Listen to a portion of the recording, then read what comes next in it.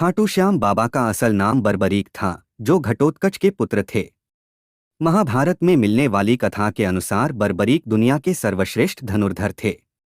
कहा जाता है कि बर्बरीक के लिए 3 बाण ही काफी थे, जिसके बल पर वो कौरवों या फिर पांडवों की पूरी सेना को समाप्त कर सकते थे। जब महाभारत का युद्ध शुरू होने वाला था तो उनकी मां अहिलावती ने उनसे कहा था कि पुत्र जो हारे तुम उसका ही साथ देना।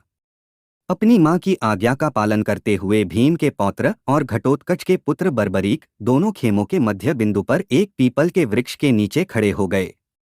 उन्होंने ये घोषणा की कि वो उस पक्ष की तरफ से लड़ेंगे जो हार रहा होगा। भीम के पौत्र बर्बरीक के समक्ष जब अर्जुन और भगवान श्री कृष्ण उसकी वीरता का चमत्कार देखने के लिए उपस्थित हुए, तब बर्बरीक ने अपनी वीरता का छोटा सा नमूना मात्र ही दिखाया। कृष्ण ने बर्बरीक से कहा कि ये जो वृक्ष है इसके सारे पत्तों को एक ही तीर से भेद कर दिखाऊं। फिर क्या श्री कृष्ण की आज्ञा का पालन करते हुए बर्बरीक ने तीर को वृक्ष की ओर छोड़ दिया। जब तीर एक एक कर सारे पत्तों को भेद रहा था तो एक पत्ता नीचे गिर गया, जिसे श्री कृष्ण ने अपने पैर के नीचे छिपा दिया। थोड़ी देर बाद वृक्ष के सभी पत्तों को भेदने के बाद तीर भगवान श्री कृष्ण के पैरों के पास आकर रुक गया।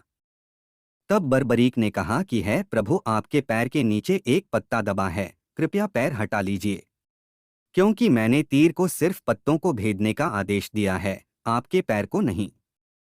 ये देख श्री कृष्ण भी आश्चर्यचकित रह गए, साथ ही बर्बरीक की घोषणा से चिंतित भी हो गए, क्योंकि अब भगवान समझ चुके थे कि बर्बरीक कितने शक्तिशाली हैं, और अगर उन्होंने हारते हुए कौरवों का साथ दिया तो पांडवों की हार होनी तय थी। ऐसे में भगवान श्री कृष्ण ब्राह्मण का भेष बनाकर सुबह सुबह बर्बरीक के शिविर के द्वार पर पहुंच गए और दान मांगने लगे। बर्बरीक ने कहा, मांगो ब्राह्मण, क्या चाहिए। बर्बरीक इस बात से अनजान थे कि उनके द्वार पर कोई ब्राह्मण नहीं बल्कि स्वयं प्रभु आए थे। इसके बाद ब्राह्मण रूपी श्री कृष्ण ने बर्बरीक से कहा कि है वत्स, मैं जो तुमसे मांगने वाला हूं वो तुम मुझे दे ही नहीं पाओगे। तुम में मुझे दान देने का साहस ही नहीं है। ऐसे में बर्बरीक ने कहा, नहीं ब्राह्मण, मैं आपको दान में अपना जीवन तक दे सकता हूं।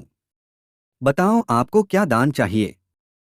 इस तरह बर्बरीक भगवान श्री कृष्ण के बिछाए जाल में बुरी तरह से फंस गए, जिसके बाद श्री कृष्ण ने बर्बरीक से उनका शीश मांग लिया। अब क्योंकि बर्बरीक वचन दे चुके थे तो उन्होंने बिना कुछ सोचे ही ब्राह्मण को अपना शीश दान में देने का ऐलान कर दिया।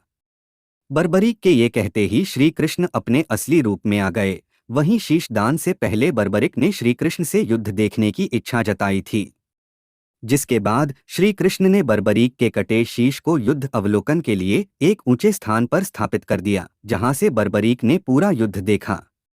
बर्बरीक के इस बलिदान को देखकर दान के पश्चात श्री कृष्ण ने बर्बरीक को कलियुग में स्वयं के नाम से पूजित होने का वर दिया। आज बर्बरीक को खाटू श्याम के नाम से पूजा जाता है। जहां कृष्ण ने उसका शीश रखा था उस स्थान का नाम खाटू है।